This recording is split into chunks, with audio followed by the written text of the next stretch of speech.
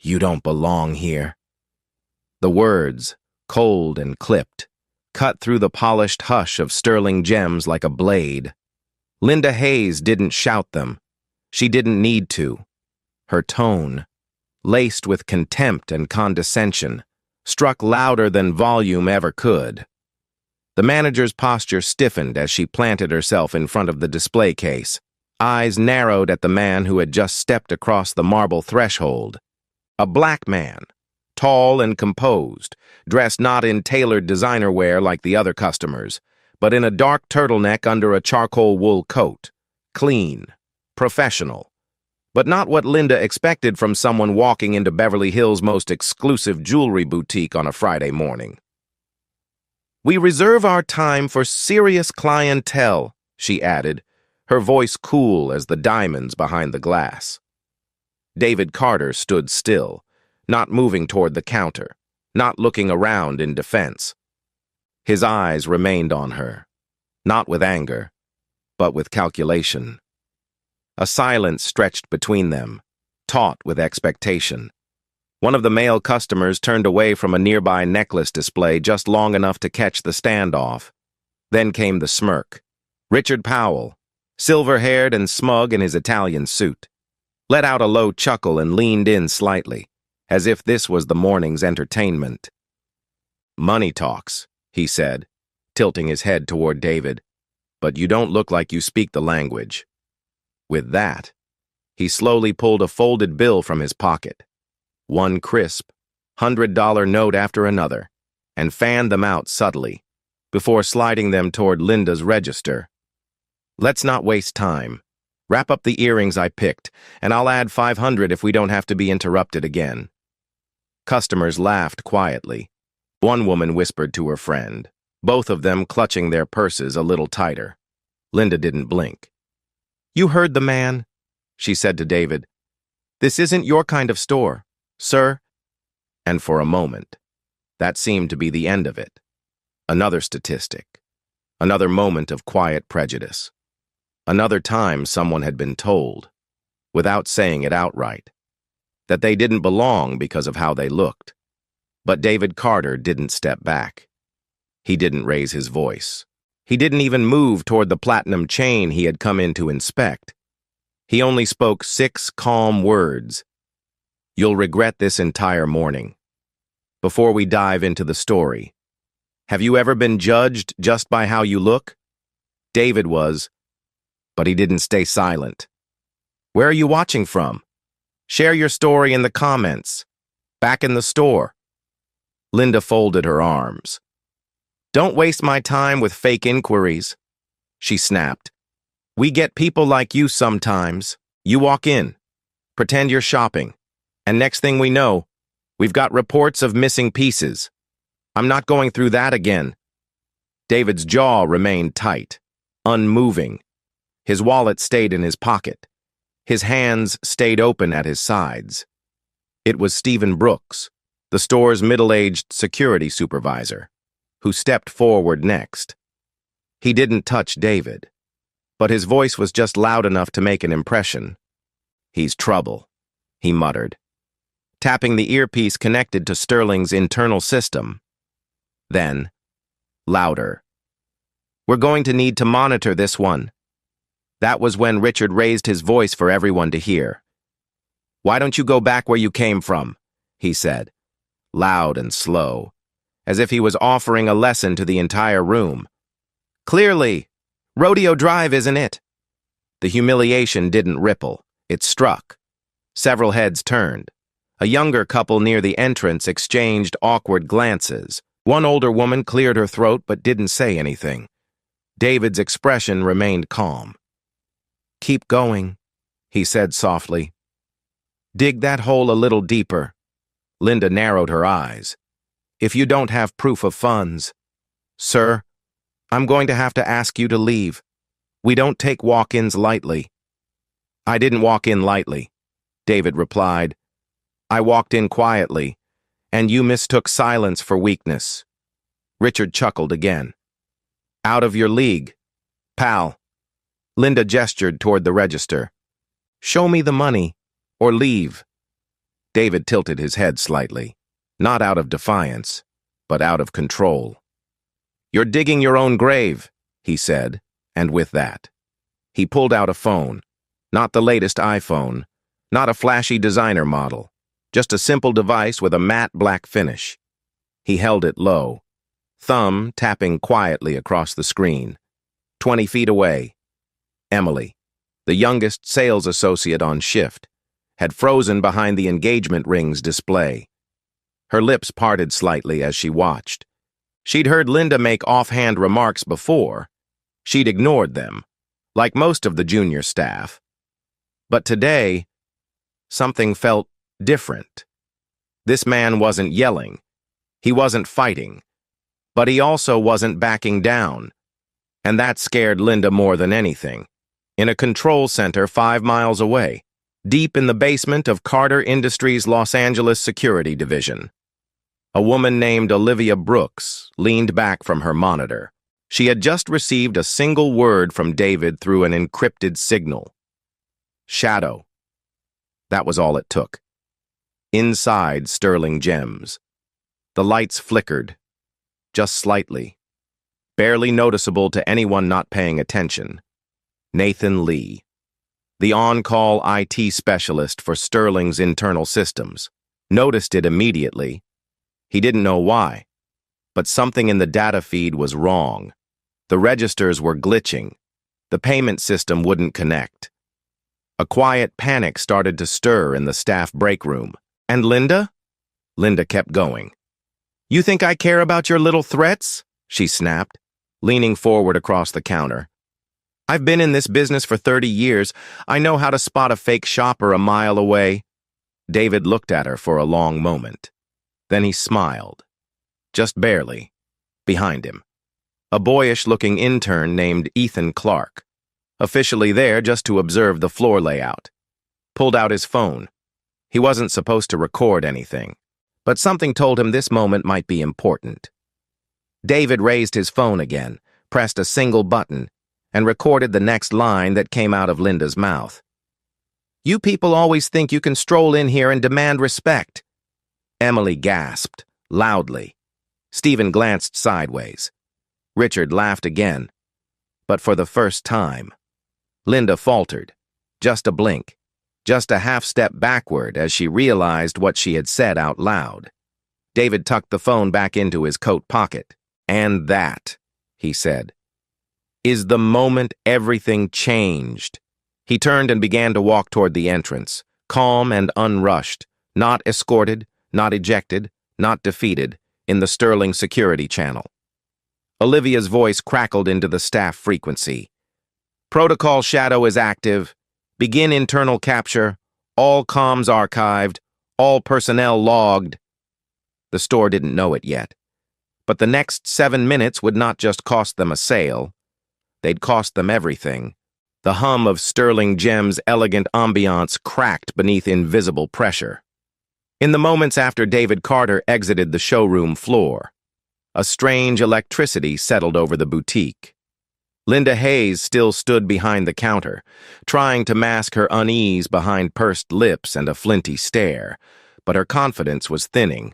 She glanced at Stephen Brooks, who was now standing with his hand resting a little too firmly on the holster of his radio. "Something's wrong," she muttered under her breath. "He didn't flinch. He should have caused a scene." But David hadn't come to make noise. He'd come to bring down the entire facade. Then, without warning, the in-store systems began to stutter. The digital payment interface blinked twice, then went black. The music stopped mid-piano note. The surveillance monitors in the back room sputtered into static. Nathan Lee, who had just returned from his lunch break, rushed back into the control office and began running diagnostics. His screen showed a looping error with Sterling's internal server timestamps. They were being pulled backward, then fast-forwarded.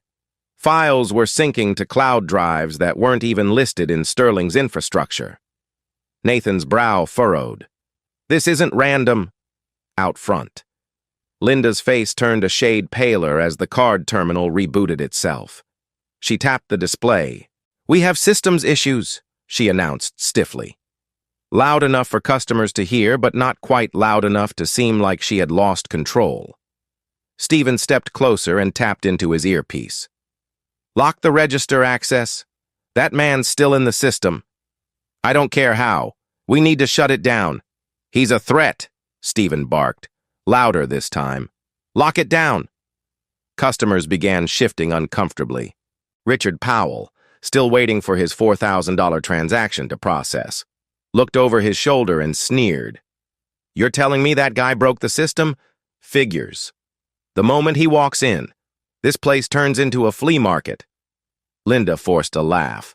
"Exactly. Nothing but drama when you open the door too wide." Emily, who had been silently organizing the Sapphire case, finally spoke up. "That's not fair," she said, barely above a whisper. "He didn't do anything. He was polite." Linda snapped around. "That man walked in here looking for trouble." Emily didn't step back.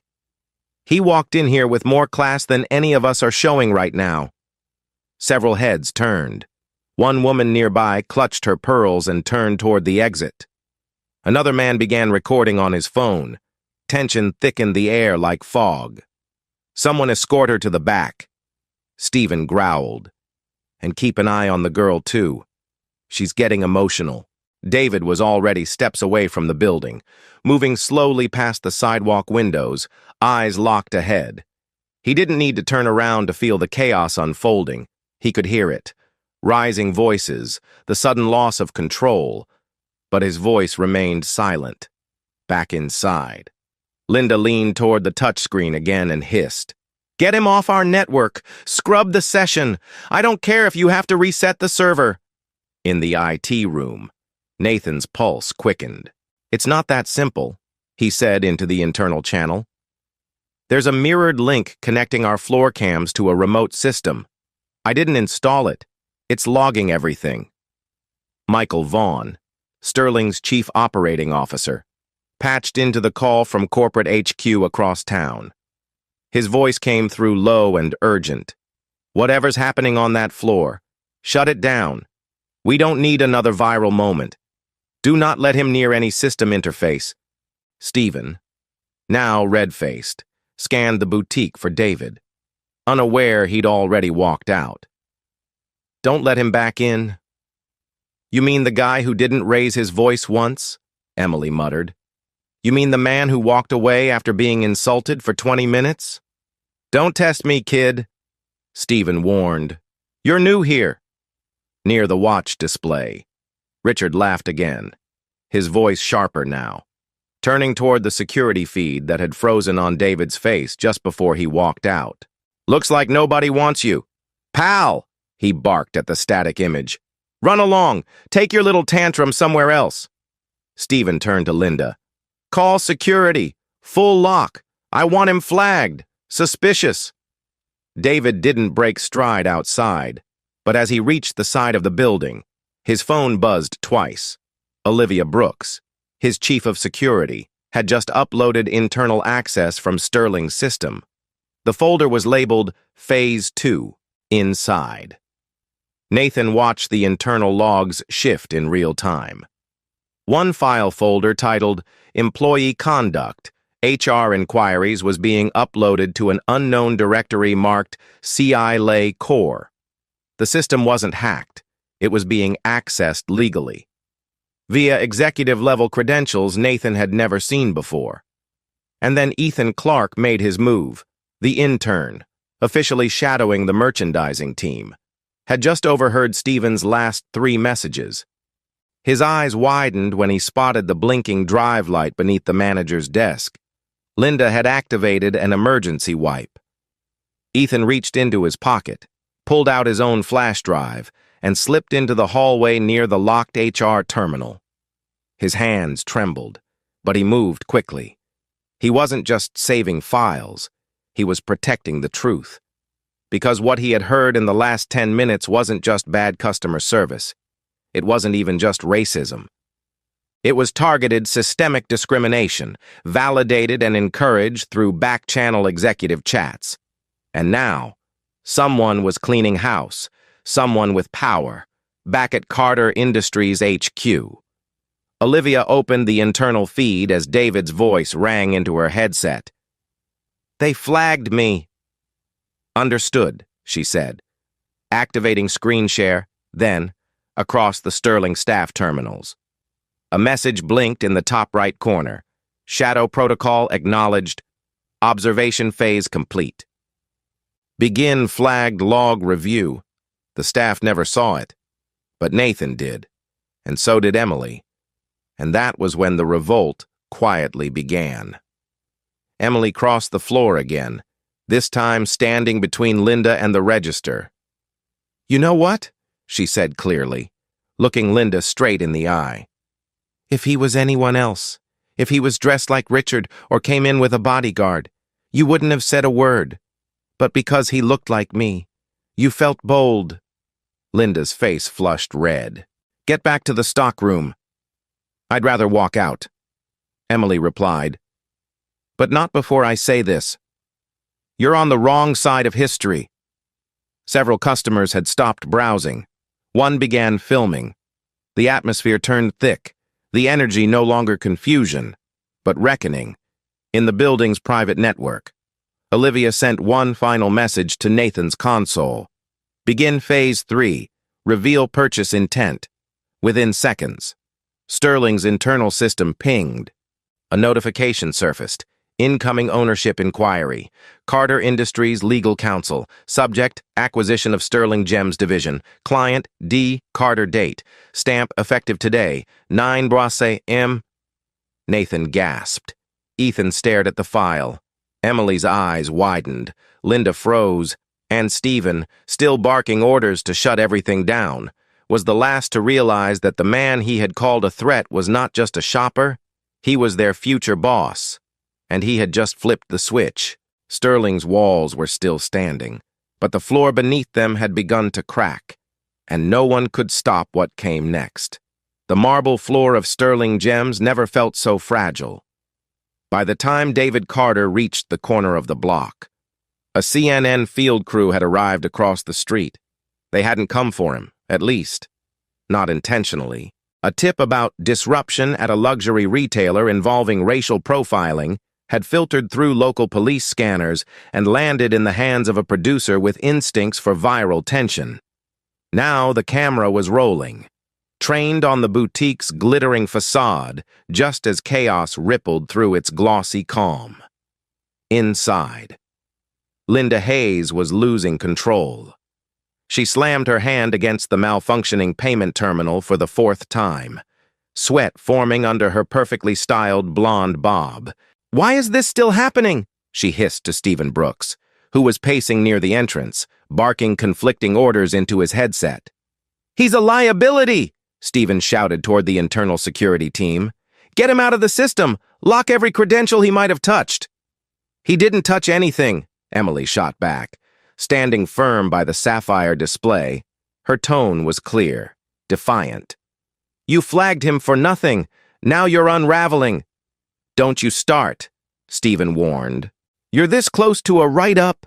Michael Vaughn's voice buzzed in from the corporate line, this time with a metallic edge. "Stephen, we can't have this go public. Remove him. I don't care how. Make it go away." "He's not even in the building," Emily said. Stephen turned to the remaining security guards. "If he comes back in, escort him out. Now!" Just then, the glass doors whooshed open.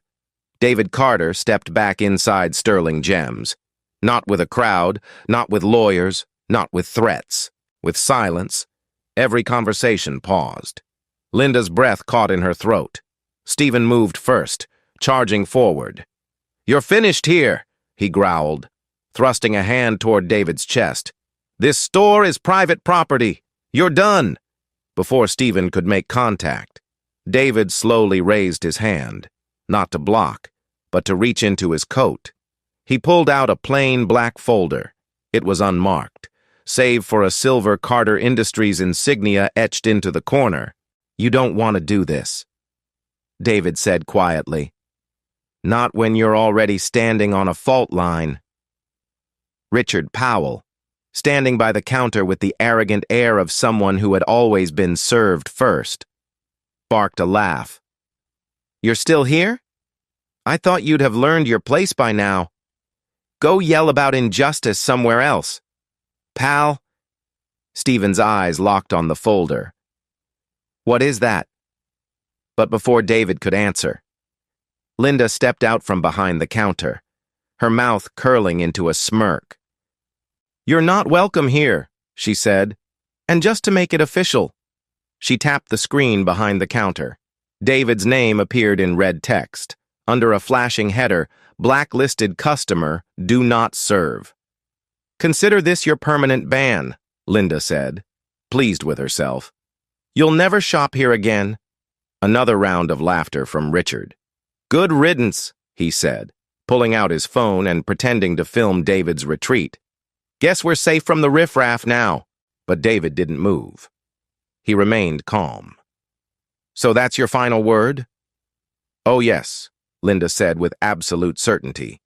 David nodded once, then spoke 3 words into his phone. "Phase 4. Upload." In an instant, Sterling's internal system lit up like a struck nerve. At first, only Nathan noticed. His screen stuttered, then surged forward as several protected folders decrypted themselves in real time. The HR reports, the system logs, the bonus pay histories. Everything hidden behind Sterling's internal vault was spilling out, and at the top of it all was a document labeled Confidential, Executive Communications, Richard Powell Comp Package, Store Manager Bonus Adjustment, linked to customer demographics. Ethan Clark, now seated behind the backup terminal, caught the subject line first. His heart slammed against his chest. "Oh my God," he whispered. It was there in black and white. Bonus schedules tied to how certain customers were handled. A tiered system that quietly penalized staff for giving attention to non-core clientele. A phrase Ethan now understood as code for racial profiling. The document wasn't just an internal policy. It was corporate fraud. Richard kept laughing, until he noticed 3 customers walking out the front door in silence. Another one was whispering to her husband. Emily turned slowly toward Linda. "You still think he's just a man with no money?" Linda opened her mouth to speak. She never got the chance. CNN's crew entered. "Ma'am," the field reporter said, eyes wide with unfolding opportunity. "Do you want to comment on reports that your store discriminated against a customer who turned out to be your owner?" Linda blinked. "Owner?" Outside, Olivia Brooks stood at the far end of the sidewalk in a black blazer and earpiece. Arms folded, she nodded once to David, who gently placed the folder on the glass counter. "You might want to read the last page," he told Linda. She flipped it open with trembling fingers. Effective. January 1st. Carter Industries hereby assumes controlling interest in Sterling Gems retail division. The signature at the bottom was unmistakable. David A. Carter, CEO, Carter Industries. Linda staggered back. Stephen looked like someone had punched the air from his lungs. Michael Vaughn's voice screamed through the store speaker system. Someone had patched his audio in. "Cut the feed! Get me off that damn speaker!" But it was too late. Emily looked to David. "They're going to deny everything." "I don't need their confession," David replied. "I brought receipts." From the control office, Nathan hit send on a zip file. The internal fraud memo, linking Sterling's demographic-based bonuses, Richard's corrupt financial perks, and Linda's performance incentives, was now live on an investor watchdog server, already picked up by financial news trackers. The fallout began immediately. Nathan's phone buzzed with a Reuters alert. Breaking, Sterling Gems. Faces allegations of racial profiling and financial misconduct following executive leak. Ethan watched the alert spread from phone to phone. Customers were reading it while standing in the store. Richard slowly backed away from the camera crew. Linda's knees buckled. Stephen looked to the door, as if escape might be possible, but David didn't yell. He didn't smirk. He didn't celebrate.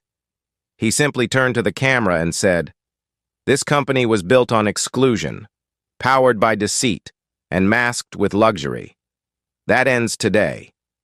And as he exited for the second and final time, the Sterling Gems sign above the door began to flicker, because the lights might have still been on, but the foundation was already gone. At precisely 11:12 a.m., just 20 minutes after David Carter left the Sterling Gems boutique for good. The first tremor struck the company's headquarters in Century City. It began with a series of automated alerts flooding the inboxes of Sterling's top executives. Red-flagged system errors, unauthorized document transfers, and a sudden, unexplained spike in external server activity. Then came the media storm. CNN had aired the footage in near real time, a composed black man calmly placing a legal folder on the counter of a luxury jewelry store moments after being insulted and ejected, then revealing, on camera, that he was the new controlling owner. Beneath the clip ran a brutal headline: "Sterling Gems owner denied service due to race. Fires manager on spot." At corporate HQ, chaos erupted. Michael Vaughn, Sterling's 60-year-old COO, stood in the center of the executive floor's glass-walled boardroom, his phone glued to his ear while his assistant fumbled with printouts of the investor dashboard. "How bad is it?" Michael demanded. His voice was tight, shaky. He hadn't yet processed the full scope of what had happened inside the Rodeo Drive store. He only knew there was a video, and it was already spreading like wildfire. "Get me the publicist. No, not the intern. Jacqueline, I want senior crisis control. And tell the board we need an emergency session, now." Downstairs in the investor relations department, panic had already set in.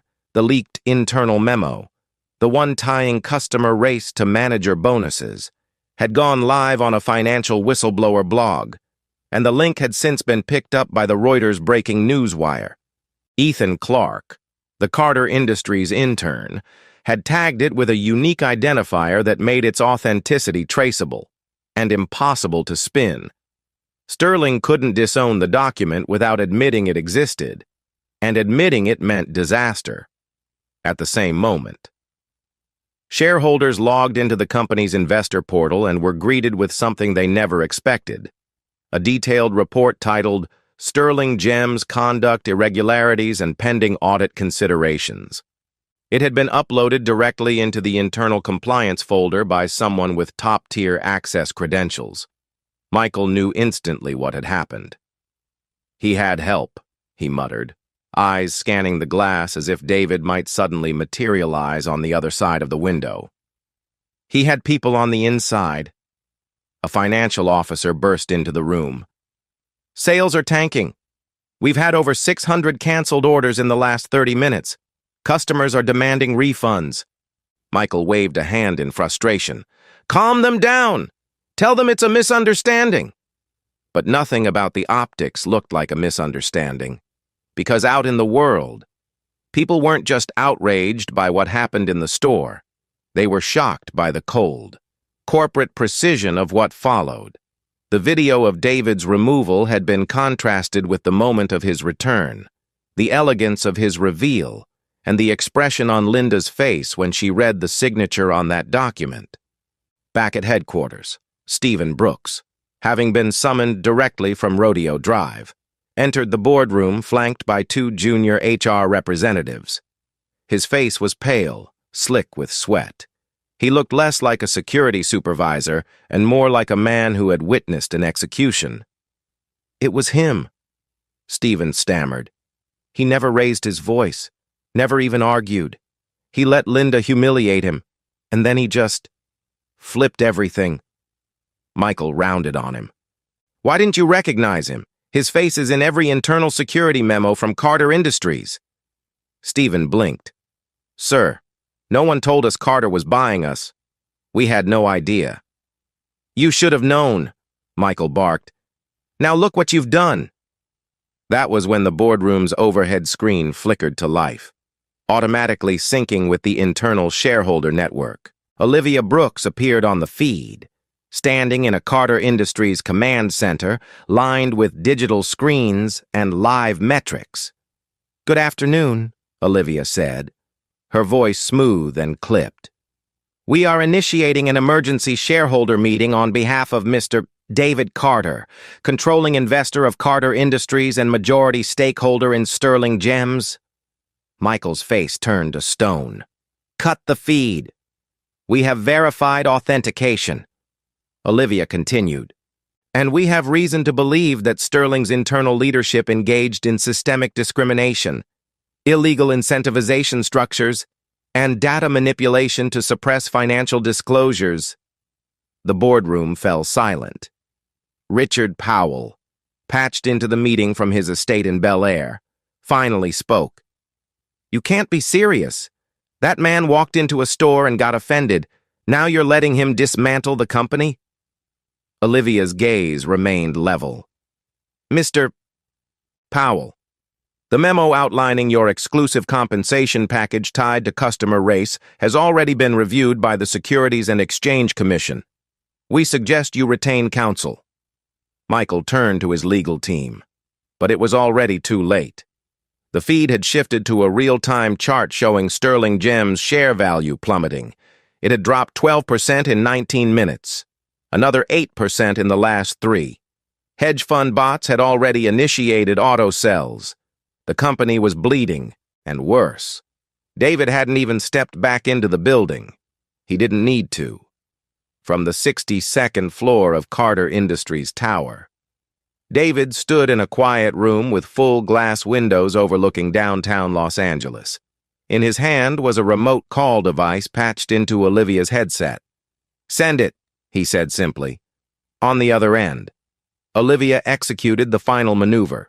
A data packet titled M. Vaughn Fraud Audit PDF was released to Sterling's internal board and CC'd to its 3 largest investors. The file contained whistleblower accounts, flagged wire transfers, and proof of executive awareness of Linda's in-store practices. Inside the boardroom, someone gasped. Another investor stood up and walked out. Michael reached for the control panel, his fingers trembling. But the feed ended before he could touch it. Then came the final blow. Olivia's voice rang one last time into the silence. "As of noon today, Carter Industries will proceed with internal restructuring of Sterling Gems, effective immediately. Executive-level changes are non-negotiable. Details to follow in writing." Michael stared at the blank screen, stunned. Sterling wasn't just in crisis. It was burning. And the fire had started the moment they told David Carter he didn't belong. Michael Vaughn stood alone at the head of the boardroom table. The leather seats, once filled with confident executives, now eerily vacant. The last hour had drained the room of its usual authority, leaving only silence, shame, and the soft hum of a failing HVAC system. Across from him, Stephen Brooks adjusted his collar with shaking fingers. He'd seen war zones calmer than this. Next to him, Linda Hayes looked as if she'd aged 10 years. Her arms were crossed tightly, but her lips wouldn't stop moving, muttering excuses, deflections, fragments of a defense that was crumbling by the second. The elevator chimed. David Carter entered without ceremony, no entourage, no lawyers, no need. He moved with deliberate calm, the quiet kind of power that filled a room before anyone had a chance to speak. He walked to the end of the table, placed a single folder down before Michael Vaughn, and waited. No one told him to sit. He didn't ask to. "I assume," David said evenly, "you've all had a chance to review the fraud disclosures?" Michael opened his mouth, but no sound came out. It was Stephen who filled the silence, more out of panic than loyalty. "Listen, we didn't know who you were," he blurted. "You came into the store without warning, without an escort. You don't need to know someone's name," David said coldly. To treat them with basic human dignity. Linda leaned forward, forcing a tremble from her voice to sound like poise. Mr. Carter, I didn't mean for anything to appear discriminatory. There's been a terrible misunderstanding. David cut his gaze toward her slowly. You said I didn't belong. You instructed your staff to blacklist me. You ignored your associate when she questioned your bias. You even looked a customer in the eye and allowed him to say, "Go back where you came from," without a word of correction. Linda paled. But the most dangerous thing you did, David continued, was believe your actions would go unseen, that no one would ever hold you accountable. He turned back toward Michael. That belief ends today. Michael straightened his blazer. We can salvage this, he said, with a lawyer's rhythm and a gambler's desperation. There's a path forward. We'll issue a formal apology. Place Linda on probation. Suspend Stephen.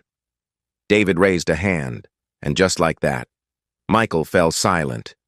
This isn't about damage control, David said. This is about accountability, real, lasting reform, and that starts with consequences. He turned to Stephen first. You enabled everything that happened on that floor. You reinforced the bias. You labeled me a threat. You instructed your team to lie about me accessing the system. I was following protocol. Stephen tried. No, David interrupted. You were following prejudice. Then he looked at Michael. Suspend him. Effective immediately. Michael hesitated. I'm not sure that's... Do it, David said. Or I walk. There was no threat in his voice, just a simple certainty that if he left, the rest of the company would collapse before the end of the week. Michael turned to Stephen, his jaw clenched. You're suspended. Clean out your office. Stephen didn't argue. He stood, red-faced and wordless, and walked out. David then looked directly at Linda. The air in the room dropped. You called security on me in my own store, he said quietly. You humiliated me publicly. You reinforced a policy that rewarded racial profiling. And then, when you realized your mistake, you doubled down and lied. Please, Linda said, voice cracking. I've been with Sterling for 31 years. This place is my life. And you made it a nightmare for people like me to walk into, David said, his tone razor sharp. You don't get to use tenure as a shield, not when your legacy is built on exclusion. He looked to Michael. Terminate her. Michael didn't move. David leaned forward, lowering his voice just enough to sound deadly. Do it now. Michael exhaled slowly, picked up the intercom, and pressed a button. HR? This is Vaughn. Terminate Linda Hayes' employment. Effective immediately. Escort her from the building after she collects her things. Linda gasped as if she'd been struck. You're making a mistake, she said, rising from her chair. You can't do this to me. I already did, David replied. She stood for a beat too long, staring at David's face as if trying to find mercy. There was none. 2 security personnel entered the room and approached quietly. Without another word, Linda gathered her purse, avoided every eye in the room, and walked out. Michael sat down heavily, his hands flat on the table. There's more fallout coming. The investors are livid. The media. They'll calm down once they see change. David said, real change. Michael's eyes narrowed. And what gives you the authority to dictate all this? You're an investor. Yes, but you don't control everything. David reached into his inner coat pocket and slid one last document across the table. Michael scanned it, his hands trembling. Carter Industries Regulatory Affairs Agreement, filed with the Department of Justice and California State Attorney General's Office. Clause 14, oversight triggers upon verified discrimination or financial malfeasance. At the bottom was a gold-stamped seal and a signature, David A. Carter, CEO and founder, Carter Industries. David's voice didn't rise, but it carried the weight of thunder. I built Carter Industries after a patent I created at 19 was stolen and buried. I've watched the boardrooms that dismissed me, the stores that followed me, the systems that erased me. I swore I'd never let injustice go unchallenged again. So when I invested in Sterling, I didn't just write a check, I wrote a new rule book. Michael's face turned ashen.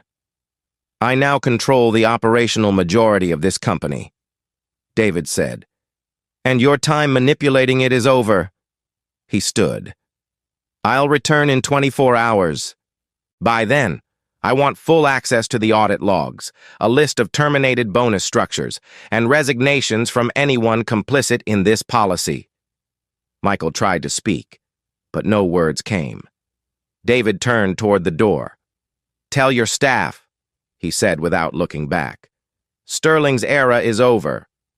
And with that, the man they'd once dismissed as an unqualified shopper walked out not just as their boss, but as the architect of their collapse. By Tukak Pa-M, the Sterling Gems name no longer gleamed with the shine it once held. Headlines were no longer speculative. They were damning. Sterling Gems hit with discrimination allegations and internal fraud leak, blared across the top of the CNN business homepage. Bloomberg had already started a running segment on the scandal. Analysts discussing the implications for luxury retail and the future of shareholder governance, but inside Sterling's Century City headquarters, the real storm had broken, the internal audit team. Until now, a ceremonial group tucked away in a quiet corner of the finance wing had been given full clearance by David Carter's direct order. What they uncovered in the first 90 minutes sent shockwaves through every floor. Financial records tied to off-book compensation schemes, ghost bonuses routed through shell entities, and an entire loyalty adjustment program that gave store managers, like Linda Hayes, monetary incentives for prioritizing preferred demographics. The language wasn't explicit, but it was coded well enough to meet every legal threshold for discrimination. Worse still, a parallel audit team.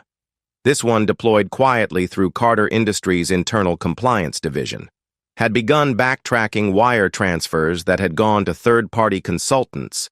One of those entities, it turned out, was owned by a family member of Richard Powell. Another was linked to a marketing contractor who had once sat on the Sterling board. The pieces were snapping into place not like a puzzle, but like a crime scene blueprint. Sterling's flagship Rodeo Drive store had gone dark. The location had been closed for inventory maintenance. But the truth was clear. Sales had collapsed. Every appointment that afternoon had been canceled. Emails were flooding in from longtime clients, some confused, others angry, all demanding answers. The internal staff hotline had received over 1,200 calls by 3:15 p.m., most from employees afraid they'd be implicated by proximity alone. Michael Vaughn had locked his office door. No press statement had been released. No apologies had been made. The collapse was no longer theoretical. It was in motion. And far above the fray, in a sky-lit conference room atop the Carter Industries tower, David Carter prepared to do something even his closest allies hadn't expected. He pivoted to build. Emily has agreed to come aboard, Olivia Brooks announced as she entered the room with a fresh stack of updates. She's in HR orientation now. She'll help develop the new frontline ethics protocol for Carter Gems. Good, David replied without turning.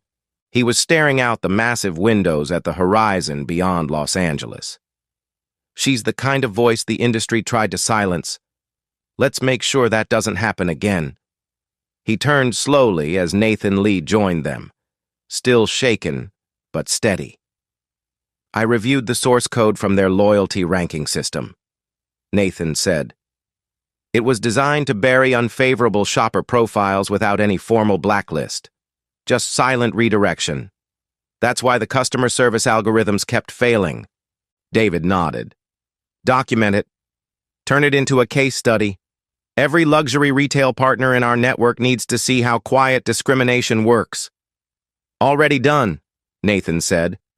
I've even packaged a training simulation based on the Sterling floor footage. It's uncomfortable to watch. Good, David said again.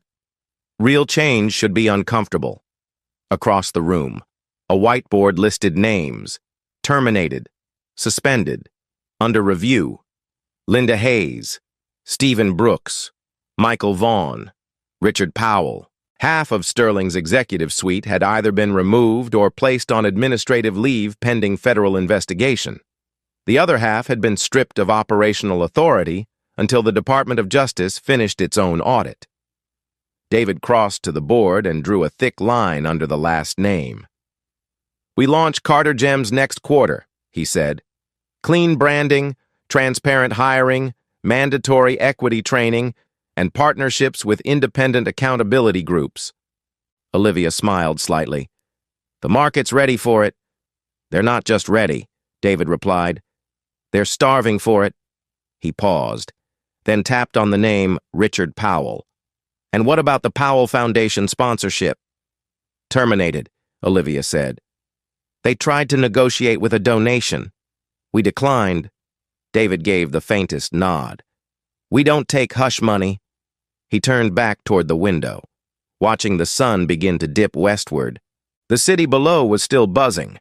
Endless cars, flashing headlines, investors dialing into emergency calls. But he wasn't looking at the noise. He was looking beyond it. Because while Sterling's walls were crumbling, Carter Gems was already taking shape. And this time, the foundation wouldn't be built on exclusion or pretense. It would be built on truth. The press conference was held on a warm spring morning beneath a white canopy just outside the soon-to-open Carter Gems flagship store, formerly Sterling Gems, still located on Rodeo Drive, but transformed inside and out. The old gold and onyx signage had been replaced with clean, brushed platinum lettering, and the entryway, once guarded with silent judgment, now welcomed visitors with light, glass, and openness. The air buzzed not just with media crews and business columnists, but with something rarer: anticipation. David Carter stepped up to the podium in a slate-gray suit, no tie, collar open. He didn't need adornment to command the crowd. Around him stood members of his new executive team: Emily, now Director of Equity and Training; Nathan, leading Systems Transparency; Olivia Brooks as Chief of Security and Compliance. Behind them, inside the building, dozens of young associates, diverse in every sense, watched from the showroom floor, ready to usher in something bigger than retail, ready to usher in a revolution. But first came the consequences. Across town, Linda Hayes packed the last of her things into a cardboard box. Her exit interview had been mercifully brief.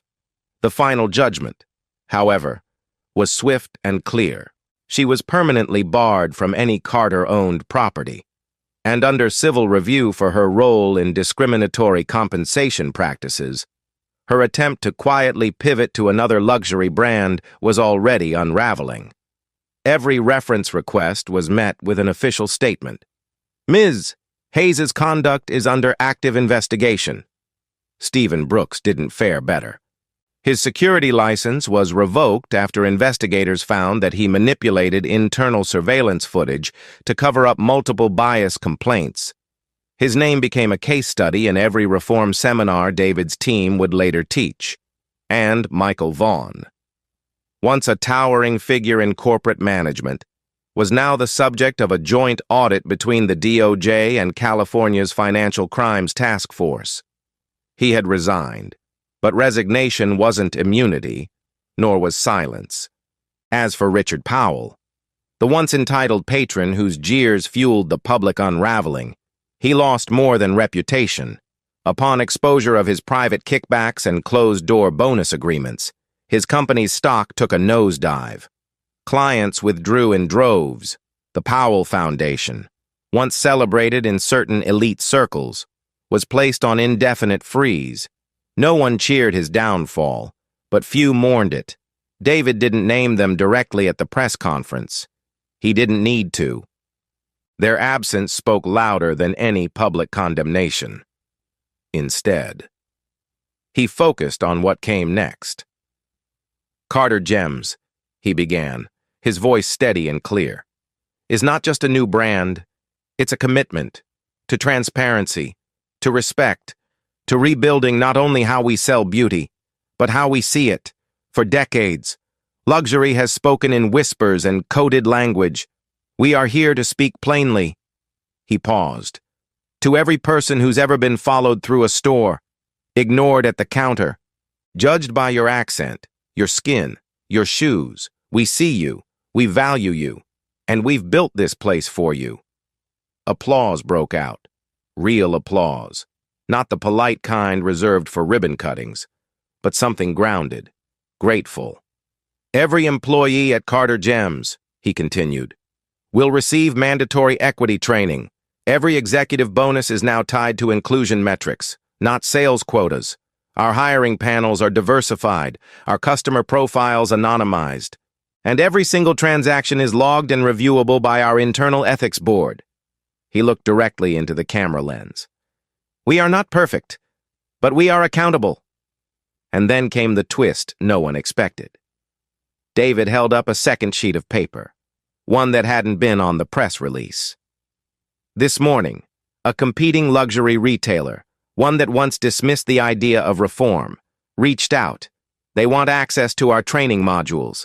They want to replicate our transparency systems. He let the weight of that settle over the crowd. That, he said, is how change spreads. Later that day, across social media and in boardrooms around the country, companies that had once watched Sterling's collapse with smug detachment began reevaluating their internal systems. Some quietly, others publicly, because the truth was unavoidable now. This wasn't a one-off scandal. It was a new standard. As the press conference concluded and the ribbon was cut, customers streamed into Carter Gems. Some were curious, others were excited. A few just wanted to see what reform looked like in person.